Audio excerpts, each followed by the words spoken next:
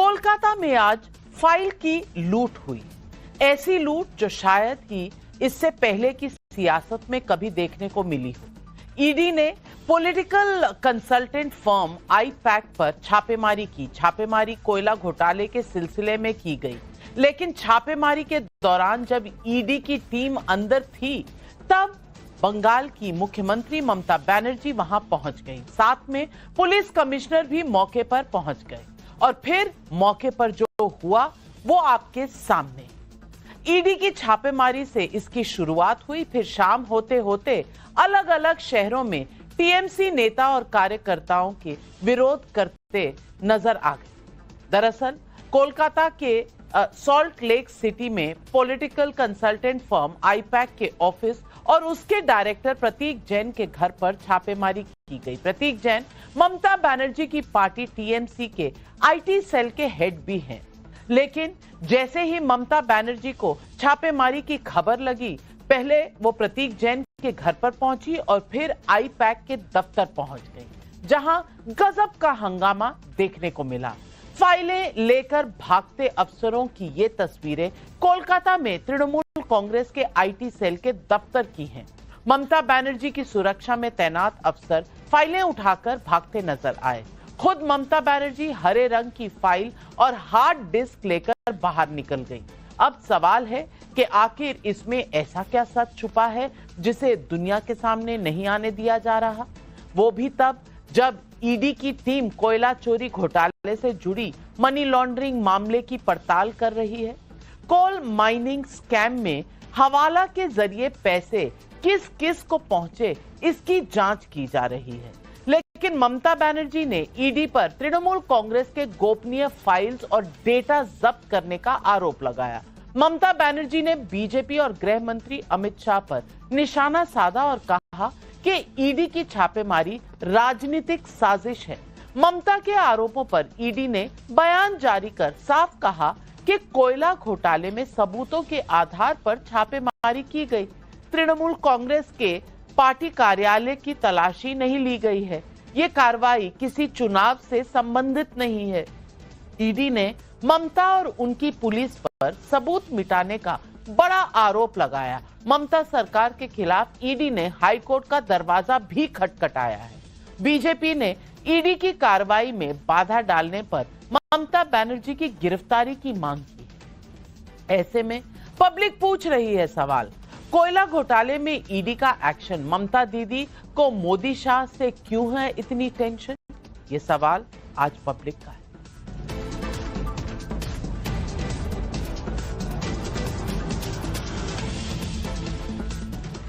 IUPAC के दफ्तर में ईडी की छापेमारी के बाद ममता बनर्जी ने पूरे बंगाल में हर ब्लॉक में प्रदर्शन का ऐलान कर दिया। खुद ममता बनर्जी पार्टी नेताओं और कार्यकर्ताओं के साथ कोलकाता में प्रदर्शन करने लगी। हावड़ा समेत कई जगहों पर तृणमूल कांग्रेस के कार्यकर्ता प्रदर्शन करते नजर आए। गुस्से से लाल ममता बनर्जी ने न सिर्फ ईडी पर संगीन आरोप लगाए, बल्कि बीजेपी और गृह मंत्री अमित शाह पर निशाना साधते हुए क्या कहा, आप खुद सुनिए। अगर अमित शाह आपको बंगाल को जीतना है तो आपको हिम्मत है तो आप इलेक्शन में लड़ाई करके आइए।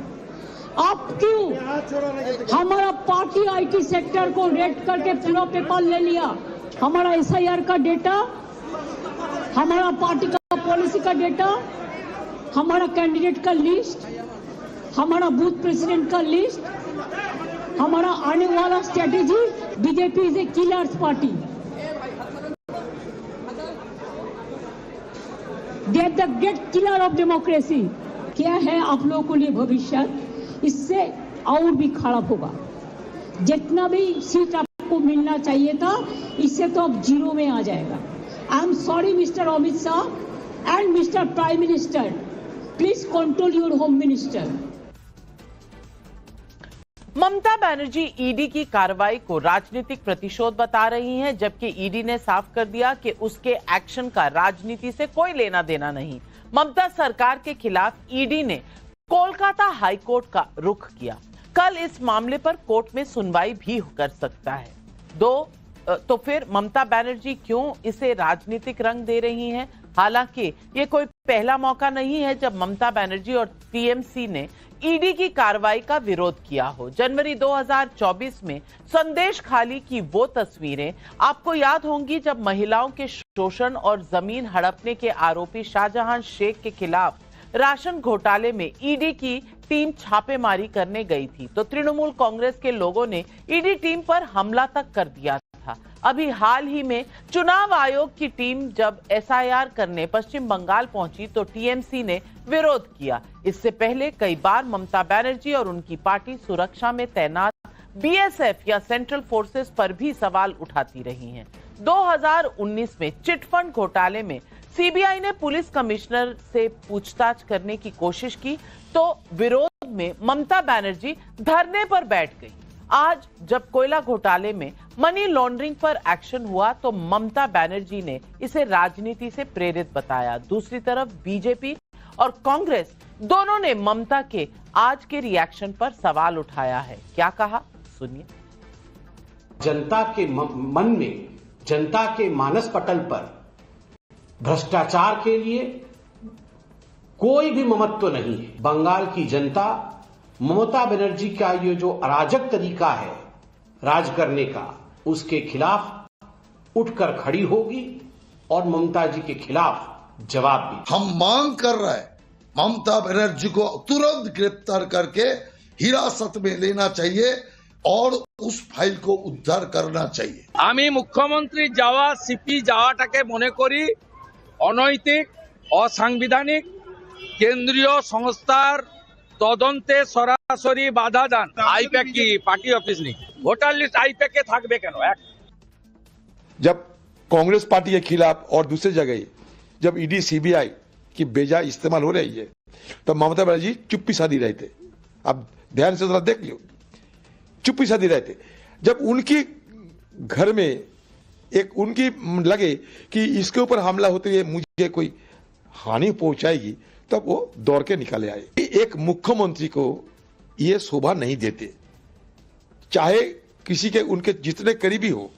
अगर ईडी सीबीआई कुछ करते हैं तो कानूनी लड़ाई, कानूनी जंग छेड़िए। अखिलेश यादव ने सोशल मीडिया एक्स पर लिखा कि बीजेपी बुरी तरह बंगाल हार रही है। पहला प्रमाण आ गया। मतलब अखिलेश यादव ईडी के एक्शन को बीजेपी की हताशा बता रहे हैं। दूसरी तरफ यूपी में वोट रिवीजन में वोट कटने पर वो क्या आरोप लगा रहे हैं, आप खुद सुनिए। Get deleting all the names of the Bengal people. More than 2 crore people. 1.5 crore people are being called. 54 lakhs are being deleted without any asking their details. BJP के बूथों का जो वोट कटा है सो नहीं पा रहे बीजेपी के लोग, इसीलिए पूरी सरकार निकल पड़ी है फर्जी वोट बनवाने के लिए। गलत वोट बनाएंगे तो हमारे समाजवादी लोग, पीडीए प्रहरी लोग उन पर एफआईआर दर्ज कराएंगे। ऐसे में पब्लिक पूछ रही है सवाल पब्लिक का नंबर 1, कोयला घोटाले पर ईडी के एक्शन से क्या ममता बनर्जी को सच बाहर आने का डर तभी फाइल की लूट? सवाल नंबर 2, ममता के हाथ में ग्रीन फाइल और हार्ड डिस्क, ऐसा कौन सा सीक्रेट डेटा छिपाया जा रहा है? सवाल नंबर 3, सच क्या है? सीएम ममता बनर्जी सरकारी काम में बाधा डाल रही हैं या फिर ईडी की कार्रवाई राजनीतिक प्रतिशोध है?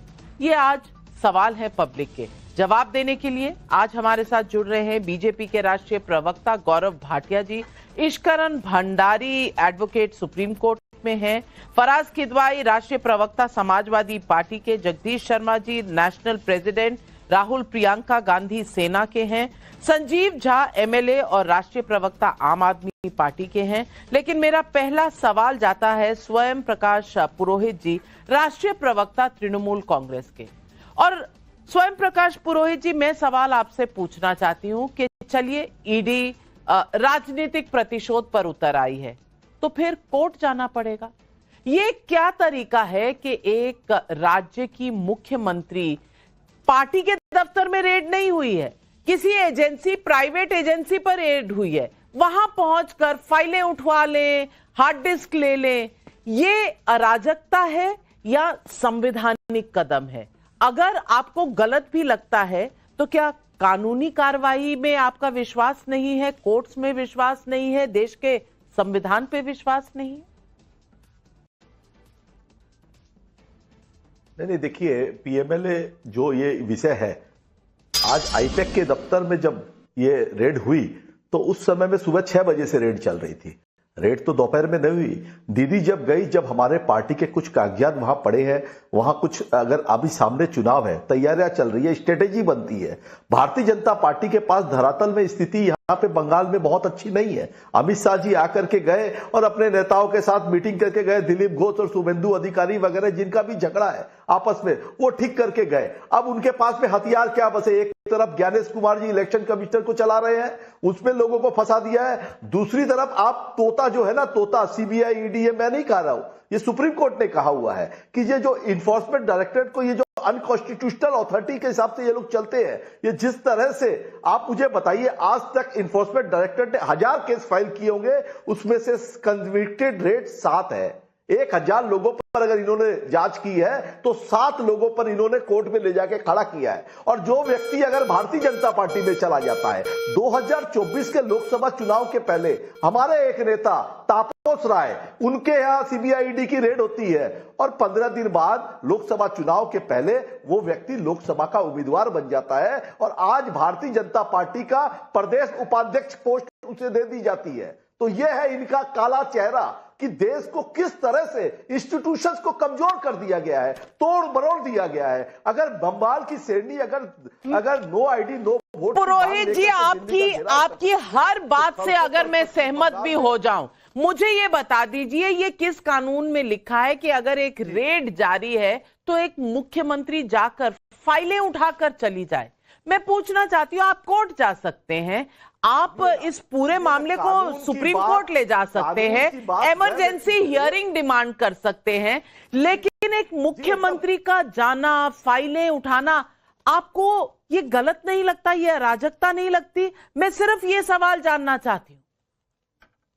अराजकता कौन फैला रहा है नविका जी? अराजकता कौन फैला रहा है? अराजकता वो फैला रहे हैं जो विपक्षी पार्टियों को तोड़ने के लिए ईडी सीबीआई का उपयोग करते हैं, वो अराजकता फैलाना है। अगर हम अपनी रक्षा करने के लिए कोई कर्तव्य काम करते हैं, अगर हमारी दीदी ने किया है, वो आज एक मिसाल कायम की है पूरे देश के अंदर में कि कोई भी मंत्री इस तरह की अगर जबरदस्ती बुलडोज करने की जो कोशिश की जाती है, राज्य सरकारों का हनन करने की, उनके जो अधिकार है उनको छीनने की कोशिश की जाती है। पश्चिम बंगाल बंगालियों के साथ कैसा व्यवहार हो रहा है पूरे देश में कि घुसपैठिए घुसपैठिए घुसपैठिए। आपने बंगालियों को बांग्लादेशी घोषित कर दिया। बंगाली इनके नेता देखिए राजा राम मोहन राय को क्या बोलते हैं। कल इनके एक नेता जो खेल मंत्री है, क्या नाम है उनका, मनसुख जी समथिंग लाइक दैट, वो बोलते हैं कि मोहन बैगन, ईस्ट बैंगन।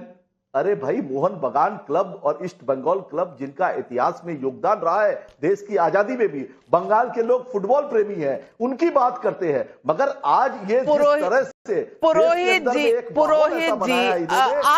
आपको राजनीतिक तौर पर जो भी बातें बुरी लगती हैं वो अपनी जगह है, लेकिन गौरव भाटिया जी, मैं आपसे पूछना चाहती हूँ, क्या ये एक इत्तेफाक है कि जब भी इलेक्शन होता है ईडी सीबीआई पहुंच जाती है, उसी स्टेट में पहुंचती है जहां चुनाव होता है? ये हम 10 सालों से एक ऑपरेशन देख रहे हैं और इस तरह के आरोप जो हैं आप पर हर बार हर चुनाव से पहले लगते हैं। आपको नहीं लगता कि कहीं ना कहीं अब ईडी सीबीआई की क्रेडिबिलिटी पर भी सवालिया निशान लग गया है, जब हर पॉलिटिकल पार्टी जो विरोधी है उनके घर चुनाव से पहले इस तरह के इन्वेस्टिगेशन और रेड हो जाए? नहीं होना चाहिए, नहीं होना चाहिए नविका जी। नाविका जी, देखिए, सबसे पहले जो बातें पहले होनी चाहिए उस पर ही मैं चर्चा करूंगा। आज जब एक सिटिंग मुख्यमंत्री फाइलें लेके भागा तो मुझे बहुत समानता लगी, जैसे कोई चोर उचक्का डकैत पुलिस के आने के बाद भागता है ना, जो चोरी करी है उसको लेके भाग जाऊं, वैसे ममता बनर्जी कर रहे हैं। नेता जो उनके चेहरे पे घबराहट थी, शिकन थी, और ये स्पष्ट हो गया, वो जान चुकी है कि वो चुनाव हार रही हैं। और चोर जब पकड़ा जाता है तो वो सबसे पहले क्या करता है, वो प्रमाण नष्ट करता है। जो पुलिस वाले होते हैं उनकी जांच में दखल देने लगता है, वही ममता बनर्जी कर रही थी। क्योंकि मैंने आज तक कभी नहीं देखा कोई मुख्यमंत्री छापा पड़ रहा हो, संविधान की शपथ लेती है, उनको तो साथ देना चाहिए था, वो स्वयं वहां पहुंच गई। फिर मुझे याद आया, मैं आपको बताता हूं, अभी टीएमसी के समर्थक कह रहे थे तोता, तो ये सीबीआई को पिंजरे का तोता सर्वोच्च न्यायालय ने तब बताया था नाविका जी, जब कोलगेट स्कैम कांग्रेस के शासन में हस्तक्षेप कर रहे थे पूर्व कानून मंत्री, और कोलगेट स्कैम की ही जांच अभी ईडी कर रही है, जिसमें अभिषेक बनर्जी का नाम है। अभिषेक बनर्जी के तार ममता बनर्जी से जुड़ते हैं, ममता बनर्जी का घोटाला सामने आने वाला है, इसलिए फाइल को लेके ममता बनर्जी भाग रही थी। दूसरी बात जो बहुत महत्वपूर्ण है, कल उच्च न्यायालय में मामला लगा है, डर गए आप लोग, और बताया जा रहा है ईडी ने याचिका दायर करी है।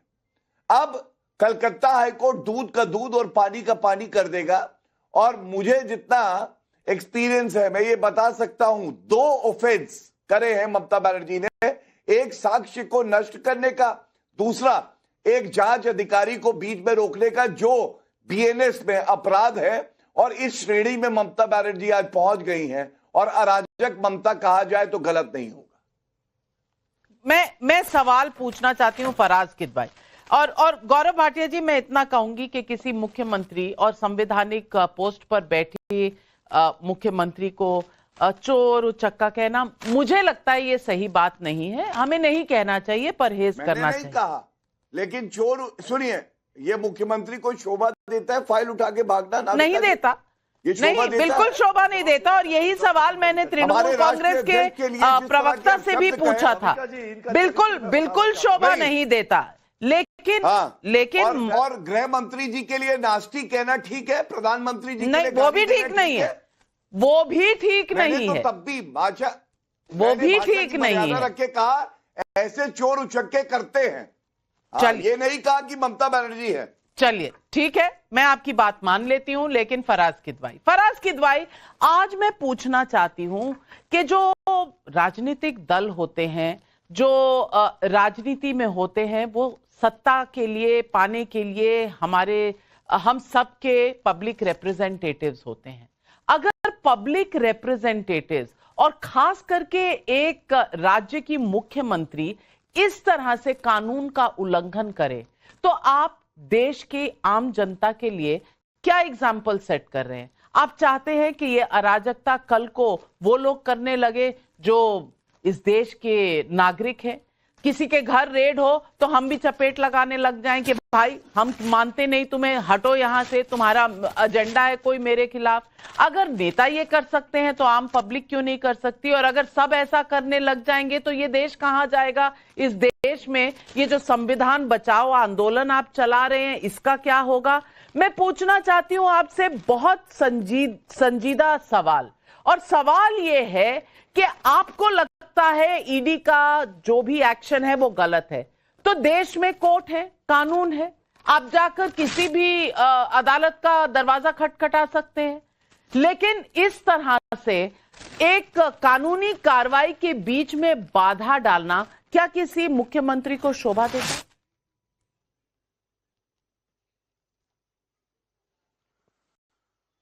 नविका जी, थैंक यू वेरी मच। देखिए, मैं इस मामले से रिलेट नहीं कर रहा हूं, लेकिन जब गांधी जी ने असहयोग आंदोलन किया था और सरदार पटेल ने खेड़ा का आंदोलन किया था, तब भी कुछ हालात कैसे थे ये पूरे देश को पता है। अभी आपने कहा कि राजनीतिक दल जो हैं वो सत्ता के लिए ये सब करते हैं, तो आपका ये हाफ ट्रूथ है। पूरा ये है कि भारतीय जनता पार्टी सत्ता के लिए सब कुछ करती है, और समाजवादी पार्टी, तृणमूल कांग्रेस, आदरणीय ममता बनर्जी जी, आदरणीय अखिलेश यादव जी, हम लोग देश की सेवा, जनता की सेवा करते हैं, इसलिए राजनीति में है। देखिए नविका जी, पैटर्न बिल्कुल साफ है।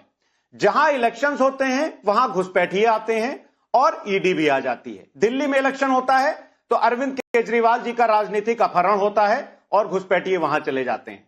उसके बाद में जब झारखंड में इलेक्शन होता है तो वहां पर राजनीतिक अपहरण होता है, वहां के हेमंत सोरेन जी का जो मुख्यमंत्री थे, और घुसपैठिए भी वहां पर आ जाते हैं।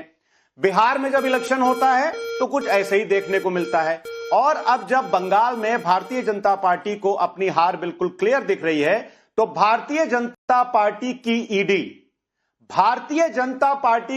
ईडी जो 2020 में जो केस गोवा के इलेक्शन से पहले शुरू हुआ था, ये अपने दर्शकों को बता दीजिएगा कि ये केस अभी का नहीं है, ये 2021 या 22 का है, गोवा इलेक्शन से ये रिलेटेड है। और तब कहा गया था कि गोवा इलेक्शन में इसके फंड्स यूज हो रहे हैं। तो 4 साल तक ईडी क्या पकौड़े चल रही थी?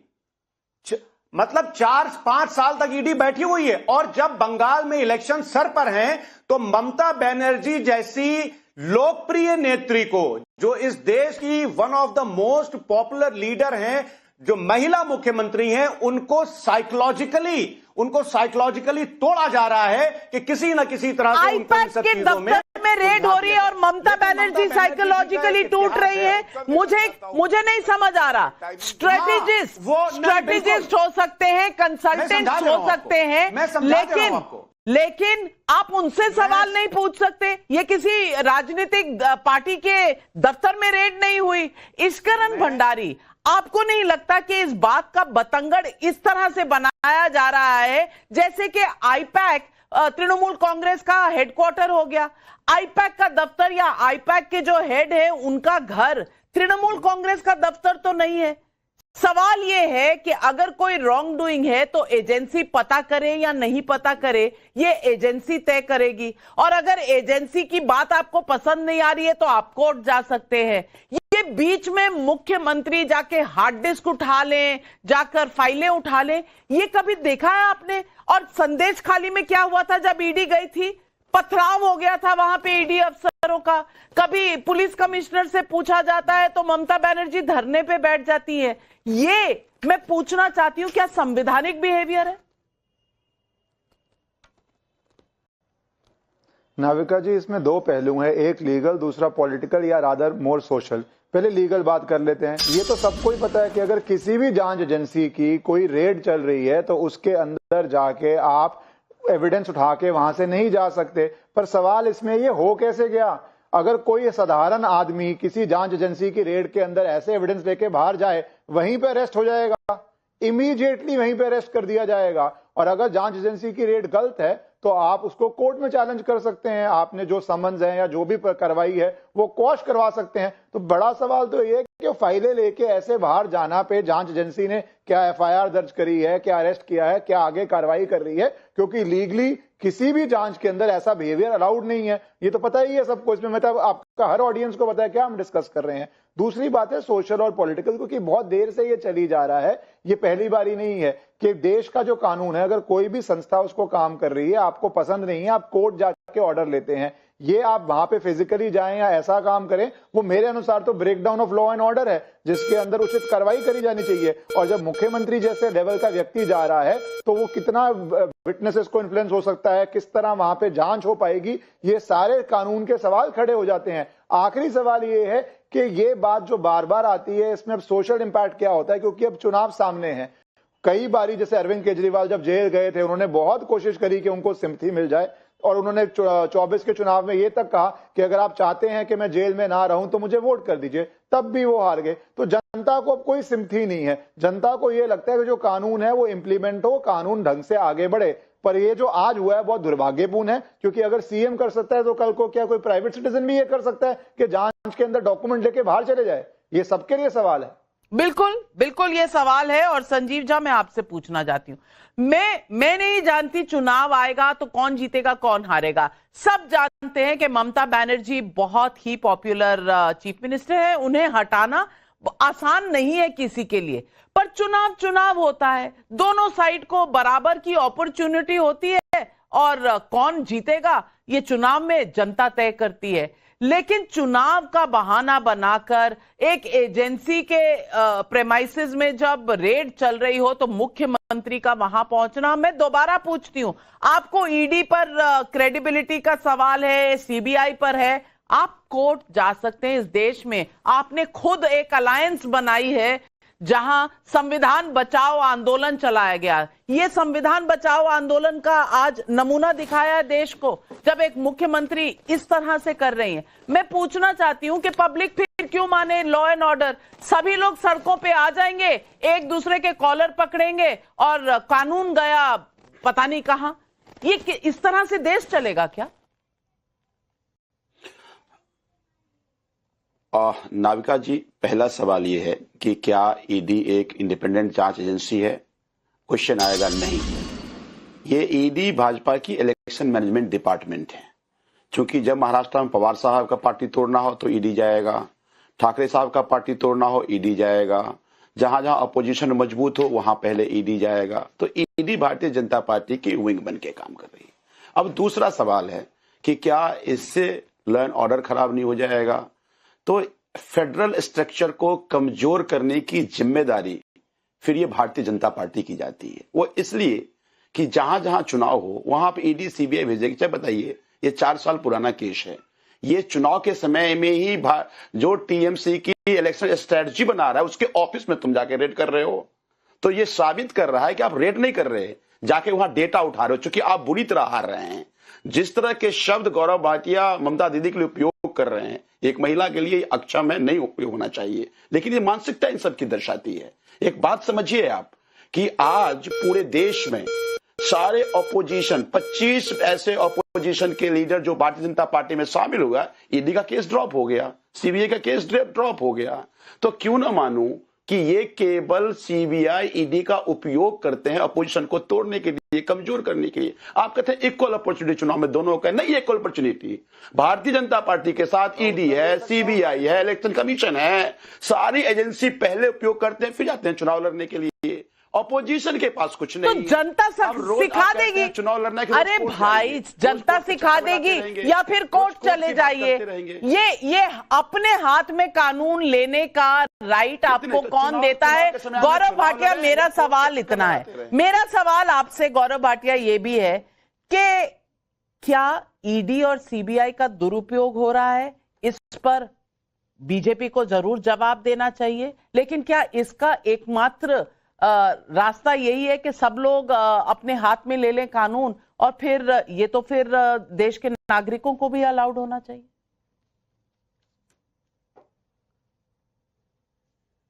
देखिए नाविका जी, सर्वप्रथम इसी बात का उत्तर देते हैं, क्या ईडी का दुरुपयोग हो रहा है? ये बात सच है कि सीबीआई को पिंजरे का तोता कांग्रेस पार्टी के जमाने में बताया गया था जब दुरुपयोग होता था। लेकिन आज की डेट पे आप याद करिए, 12 पार्टियां सर्वोच्च न्यायालय गई, यही दलील दी ईडी और सीबीआई का दुरुपयोग हो रहा है। सर्वोच्च न्यायालय ने वो याचिका खारिज कर दी। आज आप देखिए, Adhir Ranjan Chowdhury, INDI alliance, Congress, TMC, Aam Aadmi party साथ है। अधीर रंजन चौधरी क्या कह रहे हैं? वो कह रहे हैं ममता बनर्जी को जेल में होना चाहिए, उन्होंने गलत किया। अब आप बताइए, आम आदमी पार्टी अरविंद केजरीवाल के खिलाफ कंप्लेंट किसने डाली थी? कांग्रेस पार्टी ने डाली थी। ये लोग मिलकर चुनाव लड़े थे। और राहुल गांधी ने ममता बनर्जी के लिए क्या कहा था? शारदा नारदा घोटाले में कहा था सबसे ज्यादा भ्रष्टाचारी कोई है तो ममता बनर्जी है। और सपा की बात कर लेते हैं, मुलायम सिंह यादव जी के शब्द हैं कि कांग्रेस पार्टी ईडी सीबीआई का दुरुपयोग करती है, बहुत ही घटिया पार्टी है। अब आप मुझे बताइए, हम पे सवाल क्यों है? जो बात आप कह रही है नाविका जी, मैं आपको उत्तर देता हूं। आप कह रही है चुनाव से पहले होता है, यही बात आरोप लगाया गया। मेरे हाथ में 2022 का एक ऑर्डर है, देखिए, कोलगेट, ये कोल स्कैम का ही है। अभिषेक बनर्जी सर्वोच्च न्यायालय गए थे, इन्होंने कहा निरस्त किया जाए मामला, पूछताछ के लिए ईडी बुला रही है। सर्वोच्च न्यायालय ने कहा निरस्त नहीं करेंगे भाई, ईडी तो सवाल जवाब करेगी, कानून में सब बराबर है, हाँ कलकत्ता में करेगी। तो ये 2022 में है, कौन से चुनाव थे? चुनाव तो खत्म हो चुके थे। और आप मुझे बताइए, सोनिया गांधी, राहुल गांधी से ईडी ने पूछताछ करी 3 साल पहले, तब कौन से चुनाव थे? ना लोकसभा थे, ना दिल्ली के चुनाव थे। और इसी तरह से कार्ति चिदम्बरम, पी चिदम्बरम, तमाम ऐसे नेता हैं जिनसे कोई चुनाव नहीं था, पूछताछ हुई। कहने का लब्बो लवाब यह है, अगर आपको परेशानी है ईडी सीबीआई से, आपका ये अधिकार है, आप न्यायालय जाइए, दरवाजा खटखटाइए, लतड़वाइए उन्हें। लेकिन अब यो मैं कहने जा रहा हूं, सुनिए, 2019 में सीबीआई अफसरों को पीटा गया, किसके द्वारा? टीएमसी के गुंडों द्वारा। जनवरी 2024 ईडी के अफसरों को पीटा गया किसने? टीएमसी के गुंडों ने शाहजहां शेख को बचा रही थी, ईडी के अफसर को पिटवा रही थी। और अप्रैल 2024 में एनआईए के जो अफसर गए पश्चिम बंगाल, उनको पीटा गया क्योंकि वो एक बॉम्ब ब्लास्ट की विवेचना कर रहे थे। मतलब गुंडे कौन है? टीएमसी वाले। और मैं ये बड़ी जिम्मेदारी से कहता हूं, वर्दी पे हाथ उठाएंगे तो अच्छा नहीं होगा, ये बात जान ले। ये भारत हमारा है, ये कानून से चलेगा, गुंडा राज से नहीं। ममता की गुंडागर्दी खत्म होनी चाहिए।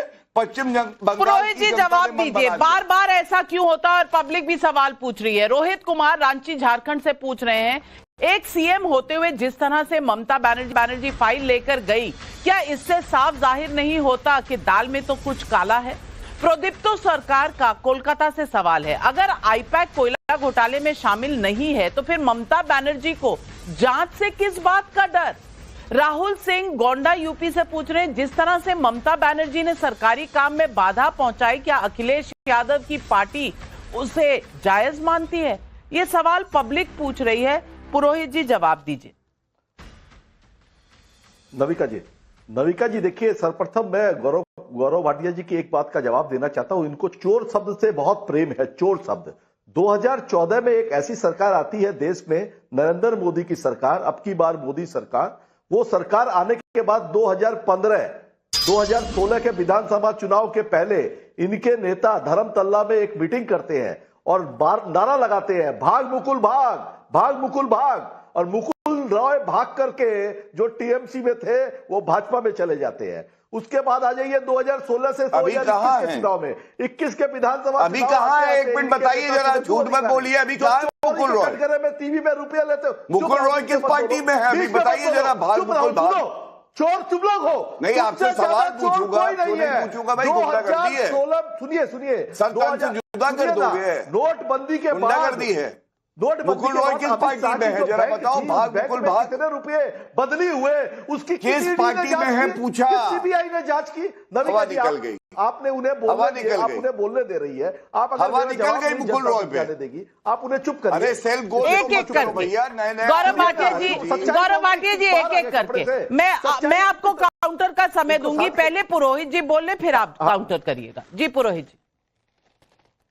जी देखिए भाग मुकुल भाग, भाग शुभेंदु भाग, भाग फलाना भाग करते करते ये प्रतीक जैन तक पहुंचे हैं। देखिए प्रतीक जैन अगर गलत है, उस व्यक्ति जेल में होना चाहिए, हम उसको बचाने नहीं जाते हैं हमारे नेता। मगर देश का गृह मंत्री जाता है हेमंत बिस्व शर्मा के ऊपर में श्वेत पत्र जारी करता है, 15,000 करोड़ का चोर बोलता है, और वो आज मुख्यमंत्री है आसाम का। शर्म नहीं आती है इनको चोरी के ऊपर में ईडी सीबीआई करते हुए? देखिए अगर जो व्यक्ति ममता बनर्जी पर अगर आपके सारे सवाल अपनी जगह हैं, लेकिन पुरोहित जी आप कह रहे हैं आप अगर प्रतीक जैन को नहीं बता रहे, आईपैक को नहीं बचा रहे, तो ये रेड के बीच में बाधा क्यों डाली? इसका कोई तो जवाब देंगे ना आप। बाधा क्यों डाली आपने अगर आपको छुपाने के लिए कुछ है नहीं और आप प्रोटेक्ट नहीं कर रहे हैं किसी को? और सीबीआई के जवाब नहीं, प्रोटेक्ट हम अपने जो फाइल्स है, हमारी जो स्ट्रेटजी है उसको हम चाहे ईडी और ईडी के जो अधिकारी जा करके, वो इन्फोर्समेंट डायरेक्टर नहीं है, इलेक्शन डिपार्टमेंट के लोग हैं, वो इलेक्शन के लिए पहले ऐसे आते हैं और ऐसा काम करते हैं। ये पूरी जनता बहुत बड़ा आरोप लगा रहे हैं, बहुत बड़ा आरोप लगा रहे हैं। वो ईडी के ऑफिसर नहीं है, वो इलेक्शन कमीशन के ऑफिसर है। गौरव भाटिया जवाब दीजिए। एकदम अधिकार के साथ कह रहा हूं। आप मुझे बताइए कि अगर देखिए ऐसा है, निर्वाचन आयोग संवैधानिक संस्था है और ममता बनर्जी का रुख ये है कि हम एसआईआर नहीं होने देंगे। मतलब संवैधानिक संस्था में आस्था नहीं। एनआरसी संवैधानिक प्रक्रिया है और रिप्रेजेंटेशन ऑफ पीपल्स एक्ट में कौन नागरिक है कौन नहीं है ये निर्धारित करने के लिए है। ममता बनर्जी कहती है एनआरसी लागू करोगे तो गृह युद्ध हो जाएगा। आपको ईडी सीबीआई में विश्वास नहीं है। विश्वास किस में है? अरे विश्वास मैं बताता हूँ, शाहजहां शेख में है। नाविका जी आप में विश्वास नहीं है, आप भारतीय नागरिक हैं और आप मुसलमान नहीं हैं। लेकिन अगर रोहिंग्या आता है जो मुसलमान है तो विश्वास है।